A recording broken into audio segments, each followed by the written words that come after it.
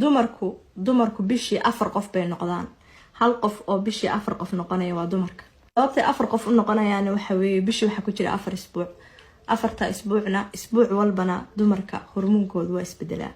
macnaha waxa weeye 4 hormoon oo isbedelaya bishii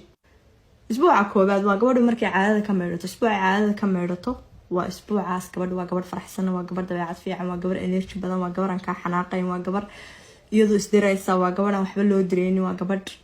100% aad u fiican oo qof walba isleeyahay ku siiya tan isbuuca labaad waa marka dumarku miinkooda furan yahay ovulationka ay ku jiraan waa isbuuca ay dumarku ay uur ka qaadi karayaan isbuucaas gabdhuhu inta badan kaligood bay ahaadaan kaligood bay meel socdaan kaligood bay meel fariistaan kaligood yani mana hadal badna